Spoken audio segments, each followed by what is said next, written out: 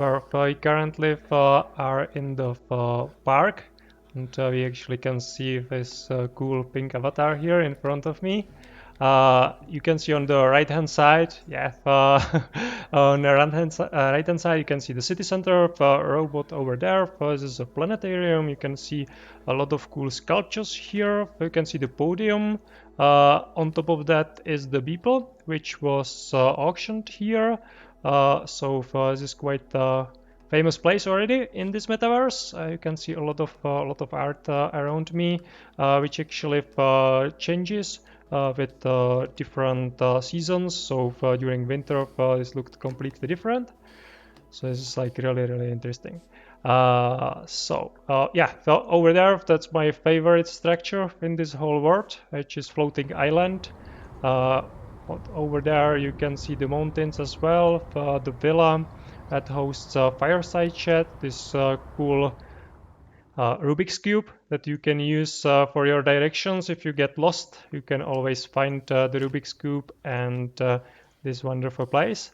And here we have the virtual browser, which I think is like super cool because I can put whatever I like there, and what I will put there for this particular show will be our guests that goes under the Twitter handle Matt Shutter. So let's put his Twitter profile here and let him introduce himself. So our guests, tell us a little bit about yourself. What is your real name and what are you all about? My name is Vieri. Welcome, everybody. Hello. Yes, I'm just. And thank you for having me tonight with you. My avatar has no skin. I'm a photographer. I am a fine art landscape photographer. And I just recently entered the world of NFT. See you later. See you. Which I found a very good good luck with the art and coffee. I'll be thing back. And a very good way of creating art on the side of my own photography and fine art prints. Oh, it's really interesting.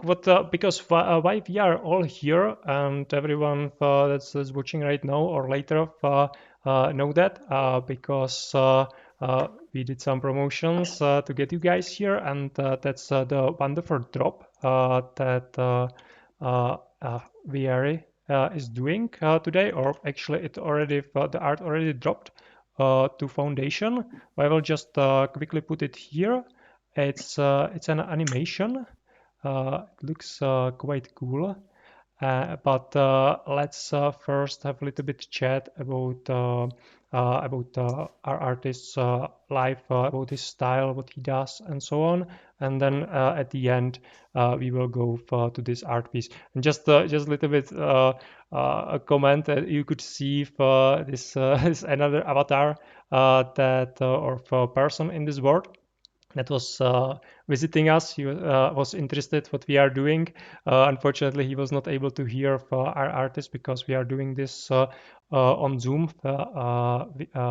Vieri is not in the world at this moment, but the avatar was. So you can see that this is like real world. That has real people in it that just can come chat and explore it or see cool stuff. So far, he was telling me that he will come back later and that he really likes the concept of what we are doing. But yeah, so it's just a little bit to give you idea what's going on or what happened, because it got me a little bit surprised. I wasn't ready for it, but I think it's quite cool for you to see that this is live thing. It's not prepared, and it's actually quite cool.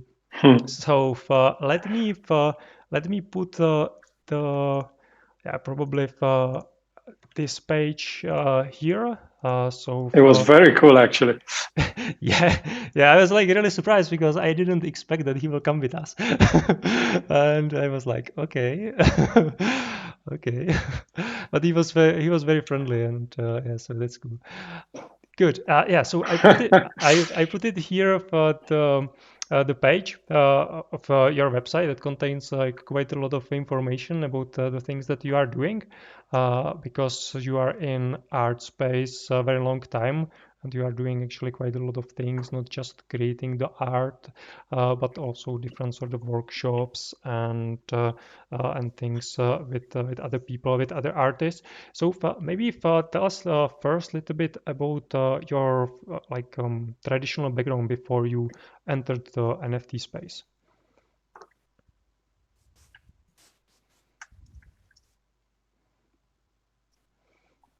Gary, can you hear me? Definitely. I've been a photographer for a very long time, and I've been doing people photography first.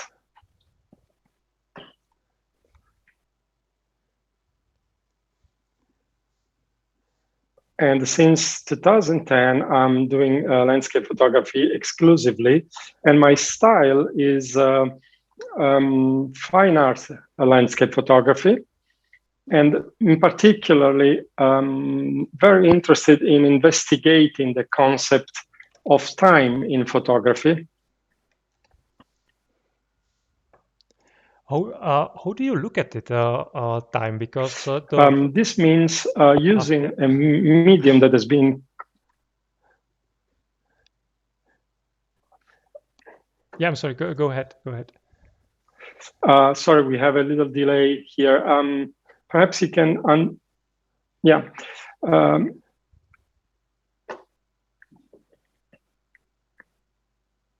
Yeah, sorry about that. The way I can show time in my photography is through the use of long exposures, which means exposing for longer than what a regular photo would be, let's say. And that helps me express movement in water and in clouds. Mostly, of course. And by doing that, I can give viewers an idea of what is going on in the real world. Because when we look at a photo, we are normally looking at something that is still, at something that doesn't move. But the real world moves, as we all know. So I'm interested in exploring the different perception that we have as humans and the perception the camera has when we use long exposures. And this leads to, for me at least, enormous interpretational possibilities and enormous expressive possibilities. So I can, create moods and feelings and transmit them via my photography. And this is what I do before entering the NFT world, as far as my photography is concerned. Also, you mentioned workshops. I love to do that. I love to teach. I've been teaching all my life, and I love to share knowledge. And I believe that this is very important part of what you do as well, because with your gallery, that's what you actually do. You help people connect and spread knowledge and diffuse knowledge, which is a fantastic thing that you do. And I think it's not worth to know something, whatever little we know, if we don't share it with others. So I love to do that. And that's pretty much what I do outside the NFT world. Thank you for sharing. Yeah, I would like to also add a bit closed caption what happened with the delay. It was my mistake. It appears that I managed to on each show discover some new way how to make it complicated and how to fail to do something. But I'm learning. So let's see how many new ways I will be able to screw up in the future. No, that's fantastic. But now it works beautifully. I can hear in real time, which helps. Yeah, because for other people, I think it's quite cool for what we are doing, because I'm currently here. We are hearing ourselves through Zoom, or using audio for Zoom, and I am streaming this to Twitch. And for Pierre to be able to see what I'm putting on the screen, he's also on Twitch. But before I was mute on my Zoom, so he was able to only hear me through Twitch, which has some delay. So that's why we had some trouble there. But yeah, we managed to fix that up, and and we can continue. Yeah. So thank you for sharing that about the past. I think. Maybe for a lot of people, especially the ones that are entering this NFT space, maybe the workshops are like they never maybe heard about it if they didn't do for something in physical world in a really more like professional level, or really invested a lot of time into it. So can you tell us a little bit about how that works? Yes, sure. A photography workshop is basically a concentrated session of information exchange. And in my case, since I do landscape, that has been done in beautiful locations. Iceland, the Dolomites I'm seeing on the screen right now, for instance, and we do have about 15 different locations all over the world. So basically, you join us, and we will take you to some beautiful place for anywhere between 6 and 10 days, and we do photography and landscape photography in particular, pretty much all day long, from before sunrise until after sunset, and then we talk about landscape photography all the time, and it's just spectacular. It's just beautiful. That sounds really interesting. And does the person need to have already some sort of photography level, or is it also for like beginner enthusiasts? Probably not, right? Because they would be just slowing you down. No, not quite. The group size that we carry around is just limited to 3 people, so that allows me to care for everybody, no matter what their level is. So even if somebody is a real beginner, we have enough time for him as well. And we love beginners because beginners are for me are beautiful to watch, because they come. Of course, knowing very little, and they transform in a week. So it's amazing. Of course, I love to work with professionals and advanced photographers as well. That's challenging for me, because if somebody already knows things, it stimulates me to find new things to teach him, which is great. But beginners are wonderful, because it's just they have a look of surprise on their face, which is amazing, when they see what you can actually do with photography, So I love it. It's wonderful. It's wonderful. Yeah, I'm currently going through your website, and I see here also some fine arts, the print shop. So you are also making physicals, right? Or yes, you, of course you like started there, but a person can actually buy like a picture that can hang on the wall, right? Yep, they can do that. Yes. Yeah, it might seem like a little bit like selling sessions to some, but like for me, it's like really interesting, because and I think for a lot of people that coming to NFT space, they and I hear it from a lot of people that they wanted to do art like a lot before as a kid or later, but it's difficult to career, right? It's not really one for earning a lot of money and making the living easy. You have to it's hard to really get good and get the audience, and it's actually sort of like small business, because you need to find people that will buy your art and so on. So it's definitely not easy. And currently with the NFTs, a lot of people hear that it's much more open environment, much more welcoming community. So a lot of, and it's true, and so a lot of people are coming in to realize their dreams.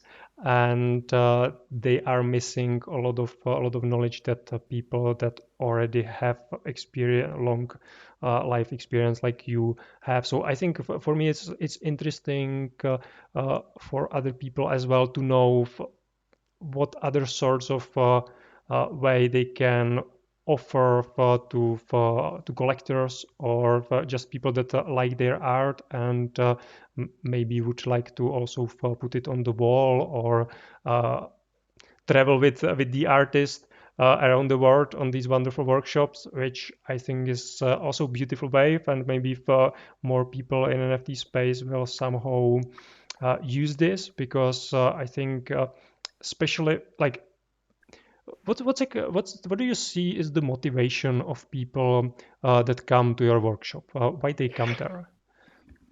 I think basically two things. The first one is to work with me for for whatever reason, and the second is to see the places that I bring them to. Mm-hmm. So I think there are two different reasons. One is to basically, photography is a craft and an art that is taught by example. So of course there are tutorials online, but one thing is watching a tutorial, one thing is being with me or with somebody, in the field in Iceland under a snowstorm trying to make a photo. That you cannot really teach on a tutorial online. You know what I mean? Yeah. So people do that to learn by experience, learn by doing, and to do so in some of the world's most beautiful places. So basically, I put together the teaching photography aspect with the creating beautiful images aspect. So somebody that would come to one of my workshops will learn whatever I know, whatever I know I teach. I'm not one of those guys that hides things. I don't believe in not sharing. So I share everything that I know. But not only that, they also will go home with a lot of beautiful images of spectacular places. And the thing is, I invested years and years to go around and discover all these places. And some are more known, but some are places that pretty much only I go to. So if you want to really see them, you gotta come with me or maybe with other photographer tour guides. But we all have our own secret locations and places that we hold dear for ourselves, that we love and that we invested a lot of time to discover. So that's one thing. So you come to see beautiful things, and the other thing is you come to learn how I do what I do. So if you like to play with the long exposures as I do, or create these kind of images that I do, you can come and I'll teach you everything that I know. And of course, if you are more or less advanced, that doesn't really make a difference for me. I'm glad to teach people of any level, as long as they're enthusiastic and as long as they love nature and photography. I'm always happy. Oh, that's interesting. I think especially the first part will probably be very interesting for other artists, not just the people that do photography, which of course is tied to some place on Earth.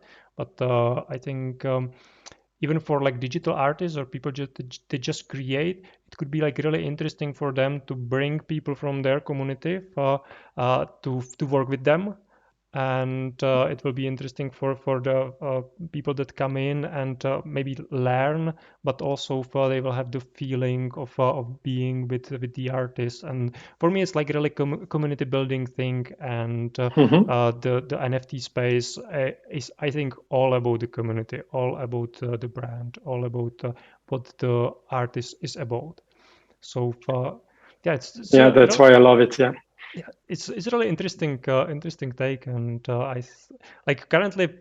Yeah, I heard that photographers are doing this, but I don't think that other types of artists are doing it. And well, I'm really interested to see how this develops. So just a hint to all of you, viewers, that well, maybe this could be a cool way to you actually get to monetize it in some way, but at the same time, it can help you build the brand and spread the word what you are about.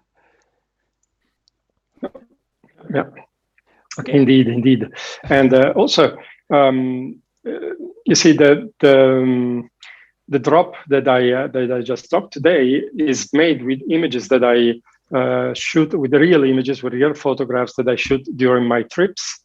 So, for instance, the photo that you have on the screen now could be turned into one of those. So this art is made using just 2 photographs done in the real world, no digital manipulation, no nothing, no time lapse, no anything of that sort. And they are then combined in a video to show the different levels of movement. The one at the beginning is the one that we can see. So if you were there looking at the scene, you would see the orange clouds part of the video, let's say. And the second photo, the one when the sun is gone, that's a very long exposure. So there is no way that our brain could process the real world in such a way. So that's the idea behind this series of works, to put together 2 different perception of time, one that we can perceive and the other one that only the camera can perceive. But all of that is done after spending a lot of time to go find the location, find a good day where the sky looks like I want it, and so on and so forth. So there is a lot of work in the field before the whole computer work, you know. So that's what differentiates what I do from most of what I'm seeing on the NFT community, which is, as far as I understand it, is pretty much digital born work. Let's say there is no real world part into it, like in this. You know? Yeah, for sure. I start seeing photographers coming into the space. Got contacted by a couple. So it's they definitely picked interest, and especially for like these sort of ideas, how you've really worked with the time in this quite very interesting way, where the second photo is actually sort of surreal, because we can't see it. It's hidden behind the perception of time, which for me it's like really cool. And it reminds me that there are more perceptions of reality than just the one that we have. Exactly. Yeah, because what I heard, I just maybe hope it will be interesting to someone, is that birds actually can perceive the night sky, the stars, in much more like slower way. So it's not just that they have more of they can focus better and have like higher resolution if we talk it in digital terms, but they can also basically see the movement of the stars, even if they are moving very slowly on the night sky.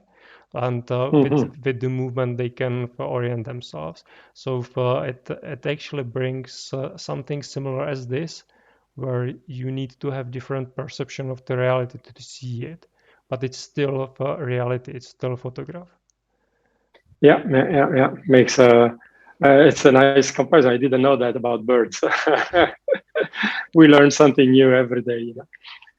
Yeah. But yes, that's the idea. The idea is to put together 2 different way of perceiving time, and photography is a beautiful medium for that. And NFT, in compared to what I used to do before, meaning fine art prints. Fine art prints are, of course, printed on paper, so there is no way that I can do this kind of animation. Of course, I could print the first photo and the second photo, but I could not do something like that. So that opened for me moving to NFT, and the space opened for me a lot of creative possibilities that I couldn't exploit, that I had in mind, but I couldn't exploit in the analog world, so to speak, in the tangible world, you know.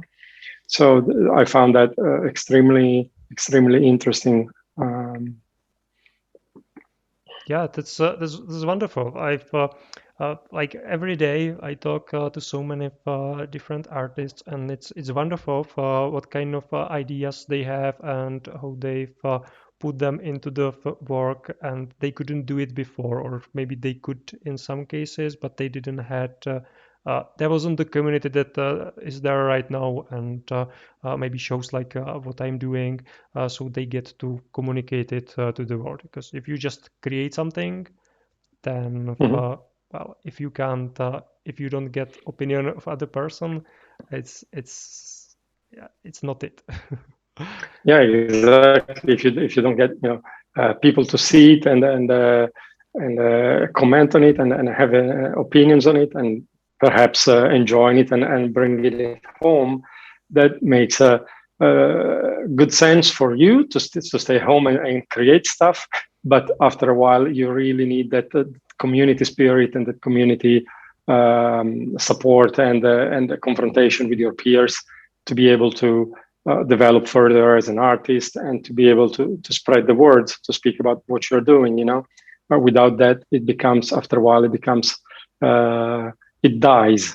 Inspiration is difficult to nurture without talking to other artists and other people. So the community is beautiful, and what you do is commendable for that, because you give us a platform to express our ideas, and that's fantastic. It's what this is about, I think, what NFT is about. Oh, thank you. Could we maybe look a little bit about the process, how person creates photography like this? Okay. So the first part of the process is in the field, of course, as I mentioned briefly before. So you pretty much go there and explore the location, find a good vantage point, find your composition, a composition that makes sense to you, and so on. And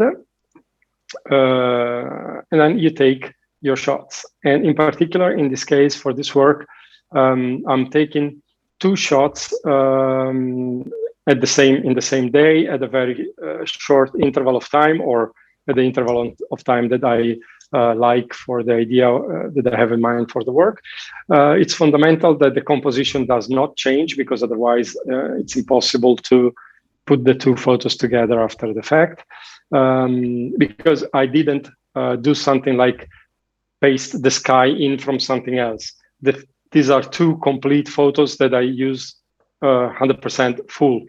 So the photos are exactly the same. You can put them one on top of the other, and there is no movement on the rocks or anything else. It's just a way for me to keep the foreground as it is and move and use the movement in the water and in the sky. So once I got my 2 photos, these, by the way, have been shot in the UK, in Cornwall, and I live in Italy. So it's not around the corner, let's say. You need to hop on a plane and go there and explore and get these photos into your bag. And then you come home, and I processed the 2 photos as I would normally do for my landscape portfolio images, let's say. And after I did that, I put them together, and that's actually the easiest part of the job technically. You just open any program that creates videos, and you do it. You just put the photos in your programs, in your software's timeline, and apply whatever fade or crossfade you like to use for the photos, and that's it. So the difficult part is creating the images for me, and since I'm a photographer and photography is what I do, I don't cheat. So the images are like real images. There is no digital addictions or digital anything. It's just 2 photos, and then I process those. So it's not really the complicated part. Let's say is having the photos. After that, it's easy enough. It's fair enough. Yeah, right. Well, I think it's actually even like by creating everything in the photography and not allowing yourself to make any modifications later on, I think it makes it like super difficult. Because I don't know, like one thing that that would probably that strikes me as like a really difficult part is probably just like there must be some crazy wind here, and there is some crazy wind. Yes. You have the camera there, and then it's probably like I don't know hours, and you need to make sure that it will not move and you will not lose it. And how does that work?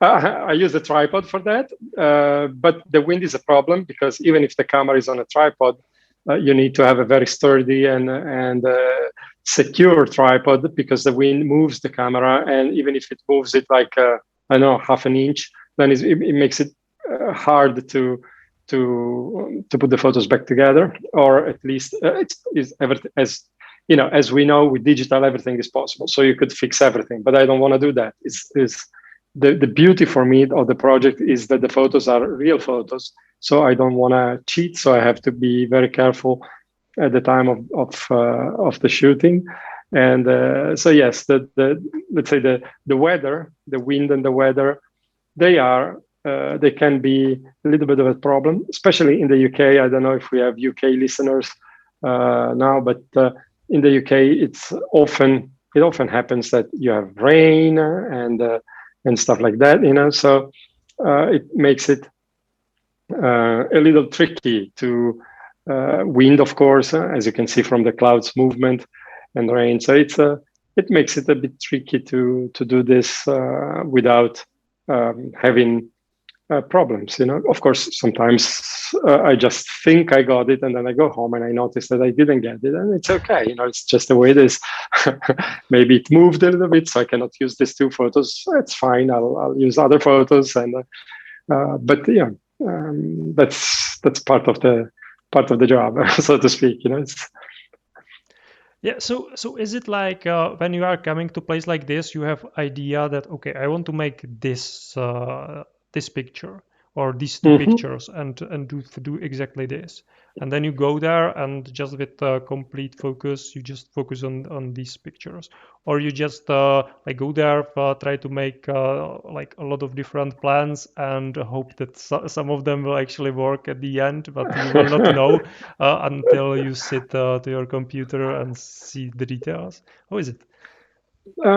It's a little bit of both because with landscape photography, you can be as prepared as you want, but there is one variable that you can never be sure of, and that is the weather. So on that particular day, I got this amazing orange cloud on top of the lighthouse, and that made the picture for me. And since the cloud was there, I had to compose in a way to, of course, include that cloud, but still having a composition that makes sense. So no matter how many times I went to that same location before and how many planes I did in my head, then I arrived there, and you gotta readjust, and you gotta be flexible and work with what the nature throw at us. And this part for me is also very beautiful because it leaves a sort of serendipity and happenstance into the whole thing. So it doesn't matter how well you plan or how incredibly perfect an image you have in your mind, but you get there and maybe you end up making images that you never thought about because the conditions are so different than you expected or than you saw the last time you were there, and so on and so forth. So it's it keeps you on your toes, let's say. There's no way to be prepared against everything. You know what I mean? Yeah, yeah, yeah. The Mother Nature keeps you honest and keeps the work interesting. Yeah, exactly. But that's part of why I love it, because it's always changing and it's always beautiful. You know? Yeah, for sure, for sure. Okay, so maybe if let's for a minute leave this particular picture and let's look at other pictures that you created, and let maybe talk about some stories here. So because I think it could be quite interesting how maybe you created maybe this one, this first one. Yeah, I clicked on something else and it jumped away. So let's find a different one. Oh yeah, whichever you like. I have Yeah, stories with everything. Yeah. Oh, that's this a beautiful desert. place. Yeah, it looks magnificent.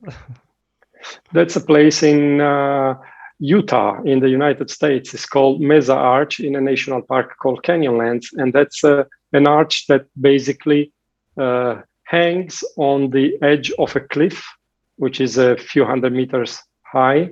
So basically, if you walk 2 steps further from where I was to take the photo, you just drop and die. Oh. But yes, but and the arch is just amazing because it's most of Utah is sandstone, so it's redstone. And if you go there at sunrise, as this picture has been taken, you have the sun lighting up the arch in orange. So that color is all original, is not fake or anything.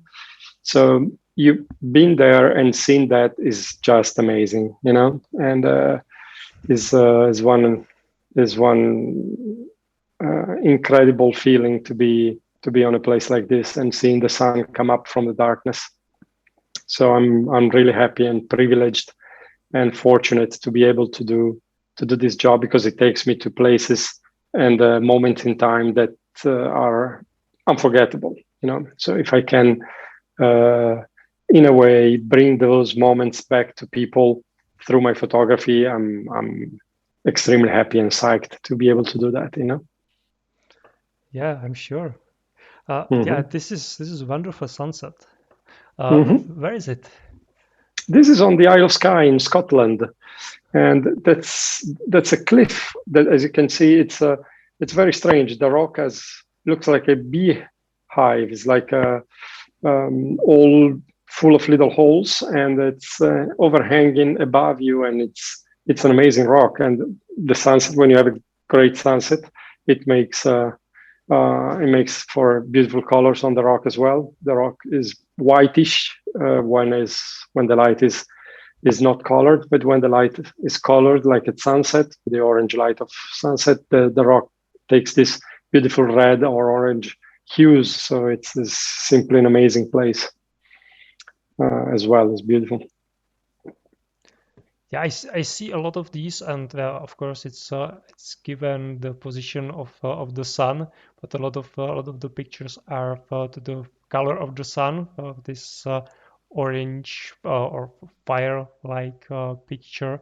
Is it that you really like to make these sort of like sunsets or maybe sunrises, and it inspires you in some way, or is it just like the collection that I'm looking at?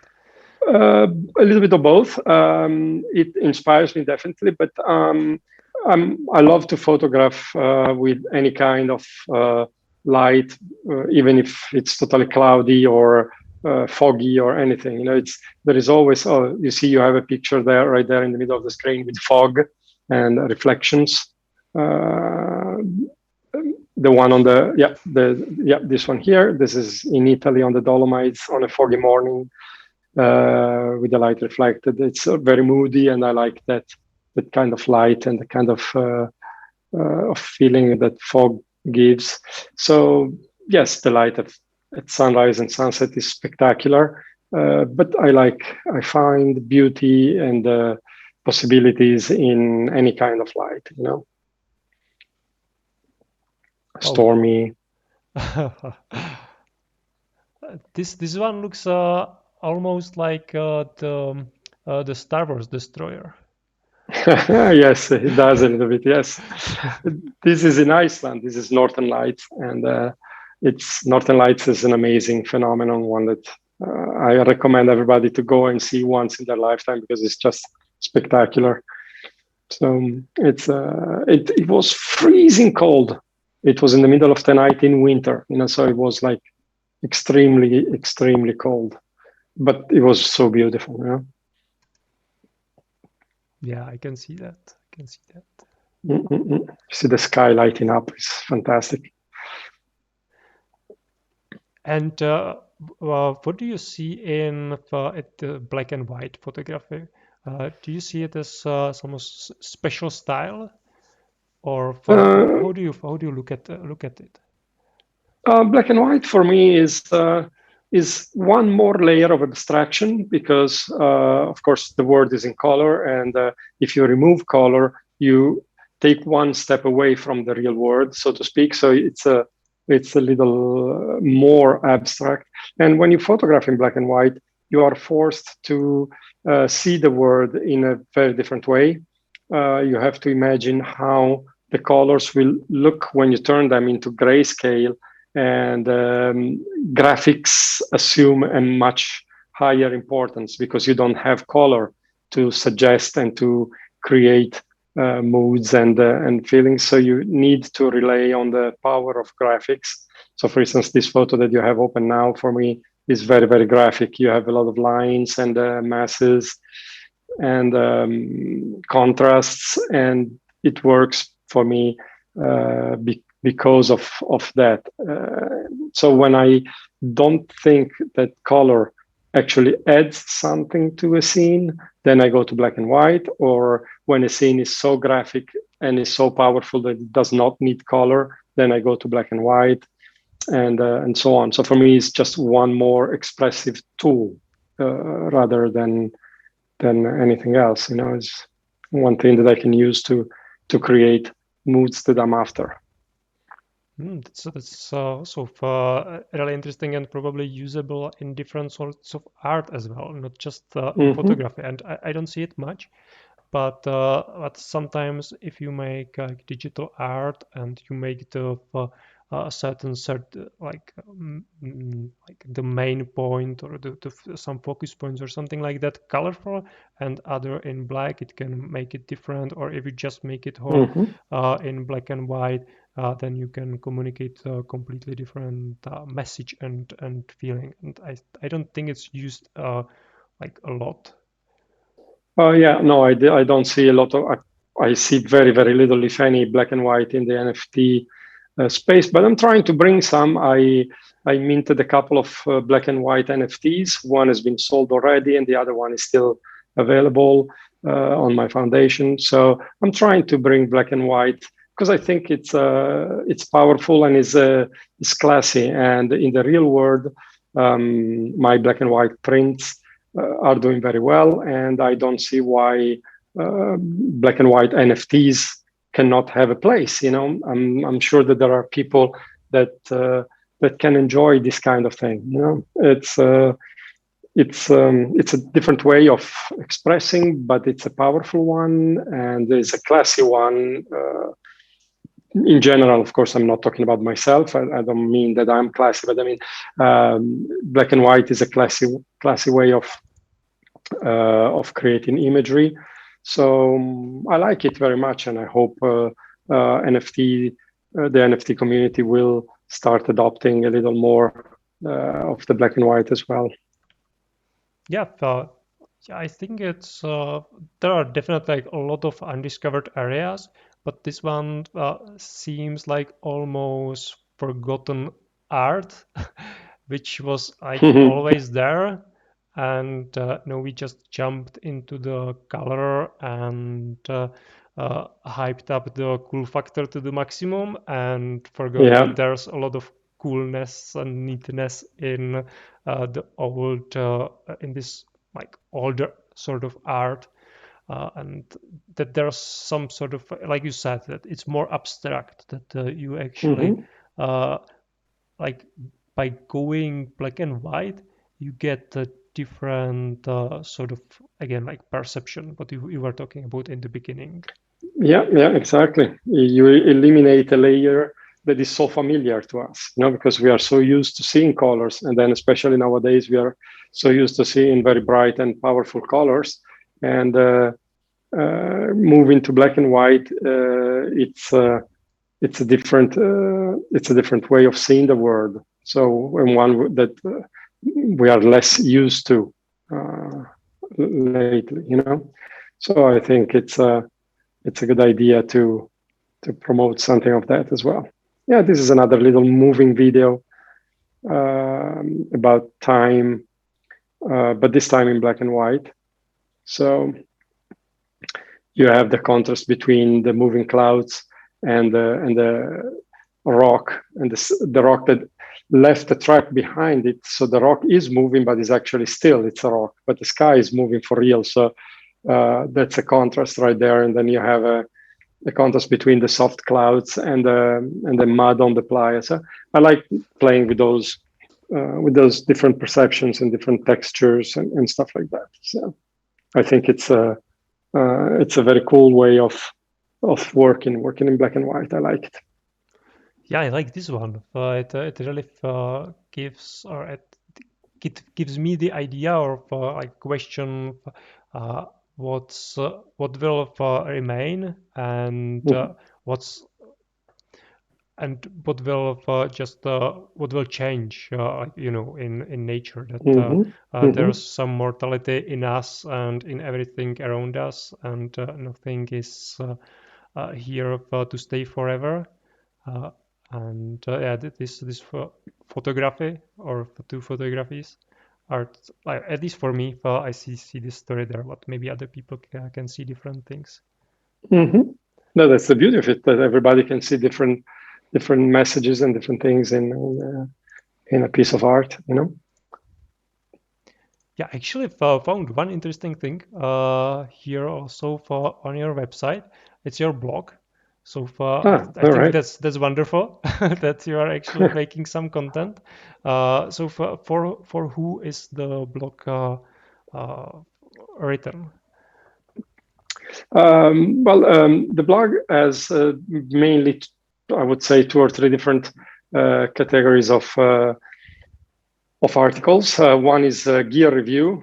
People are very interested in gear, of course, to create their own images. So I review a lot of stuff. And number 2, I have articles about the business. So about my thoughts on the photography world and on the art world at large. And then we have announcements of sorts, and see, for instance, is a review on gloves, which are very important for me because I go in very cold places, so my fingers fall off all the time.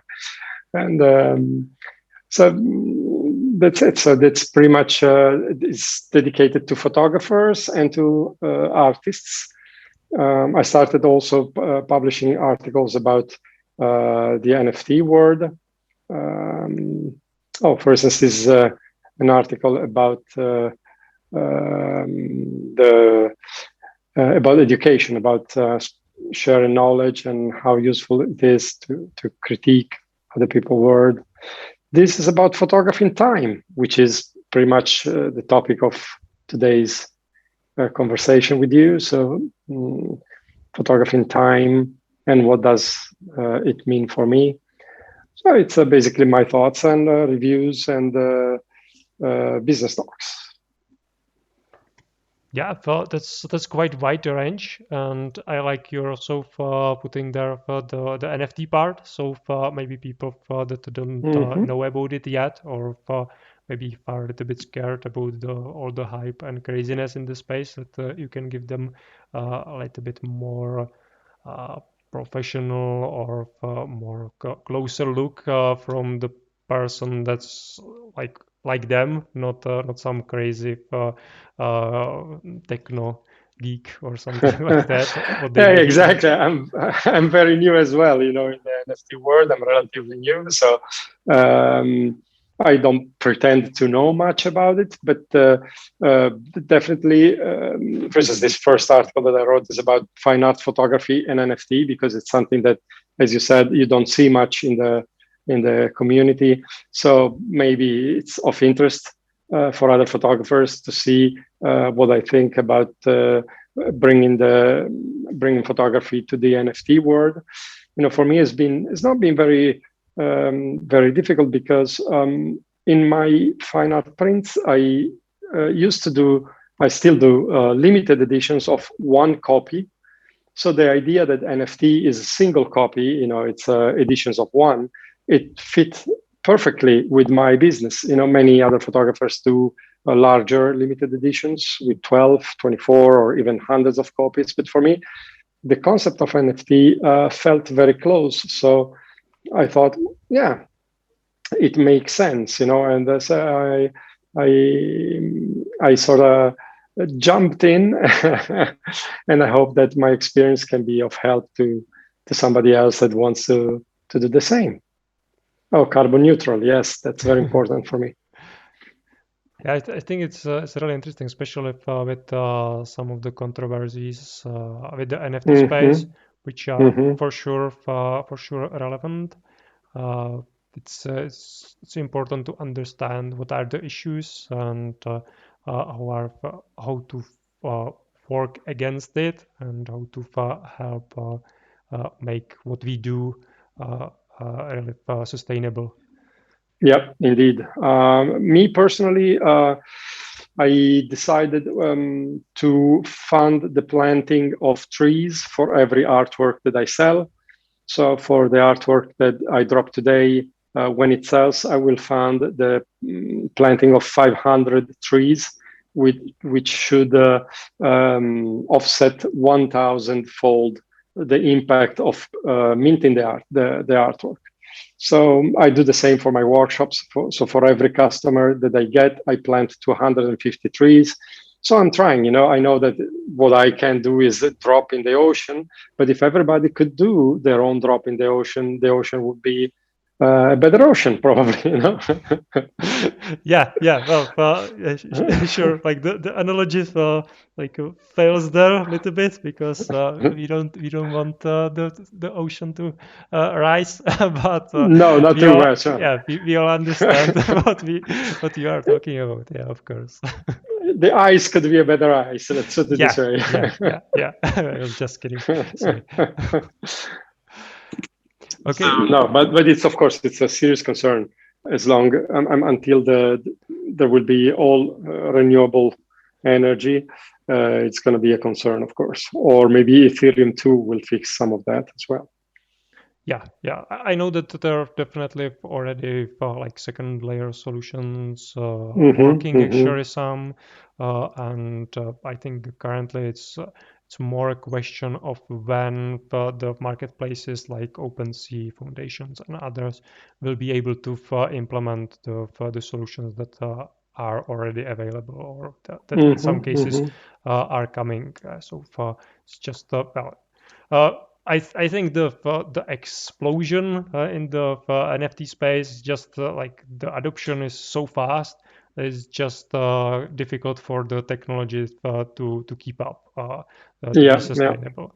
But I'm at the same time I'm just amazed on how the technology is catching up now. Yeah, it took some time.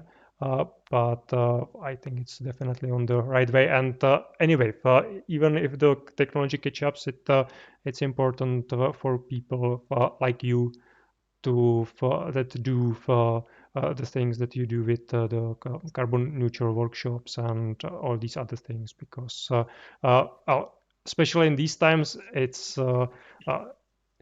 impossible to do far too much, I think. Yeah, indeed. In fact, it's very. I know I'm very well aware that it's very little what I do. But since I started to do that, I've planted already 13,000 trees. So it's a small forest that I planted already. Well, that's quite big forest. I don't know. So it's cool. It makes sense to me at least. So I feel a little less guilty about minting artworks or traveling around the world for photography. Yeah, well, 13,000 is a big forest, at least like how I see it. So yeah, impressive. Well, Good job. it could Good be job. more. Thank you.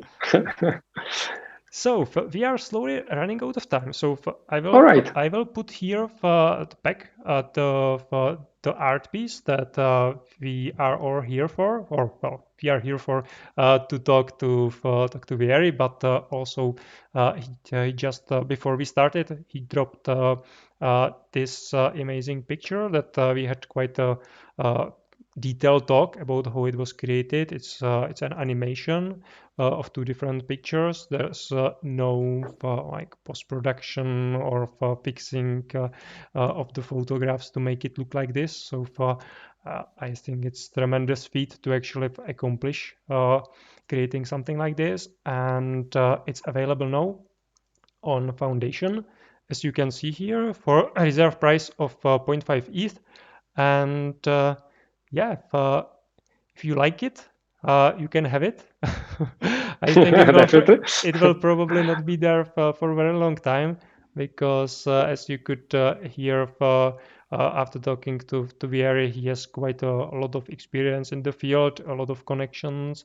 If you check his profile on Instagram or on Twitter, yeah, I think it will be not be there for long. So here's your opportunity to have a piece of this amazing artist, because I usually do for like emerging artists to give them opportunity.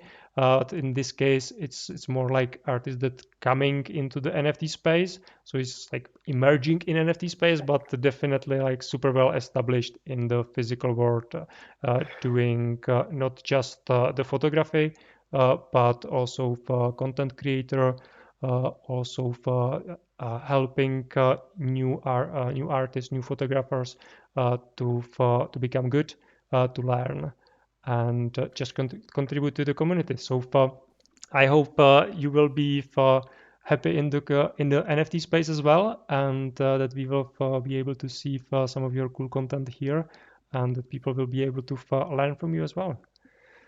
Oh, thank you very much.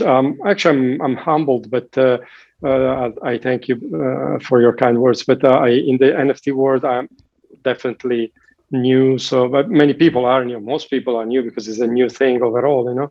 So I feel like I have a lot to learn and a lot to have a lot of to experience before I can consider myself in in any small measure an established artist. I'm definitely not at the present in the NFT world, but that's the beauty of it. I love the challenge, and I love the fact that I have to learn and develop and build a new community, because collectors here are not the same or not completely the same group as the collectors that buy fine art prints. There might be some overlap, but it's a totally new community and it's a totally new medium for me. So I hope I'll do well enough for people to consider buying my pieces. But for me, the experience is beautiful, and so far I'm having a ball here in the NFT space, and I'm discovering a lot of artists and a lot of content. So I'm truly enjoying the ride so far. So. We have Denevro here. Hello, man. You can see another cool avatar just when we are finishing. Yeah. Oh, that's a cool guy. Yeah, Are you streaming? Yeah, we are streaming live. But unfortunately, guys can't hear you because we are doing it through Zoom. Yeah, you can tell them whatever you like, but they will not be able to get it. Can communicate like this. Oh, well, actually, I think they can hear you maybe because, yeah, I'm getting this as input. Maybe. So, yeah. Okay, yeah. So what I'm saying is about the how long the people are in the NFT space is like I'm here like 6 weeks, and like probably like most of the people came in like February, March, And if you started then you are sort of senior guy here. And if you started before, you are already OG. So it's crazy. Okay, yeah. So All right. thank you very much for everyone watching. Thank you, Frenebro, for visiting us and showing us avatars and what you can do in VR. That's pretty cool over there. And yeah, thank you very much and have a nice day. Bye. Thank you. Bye bye. Goodbye.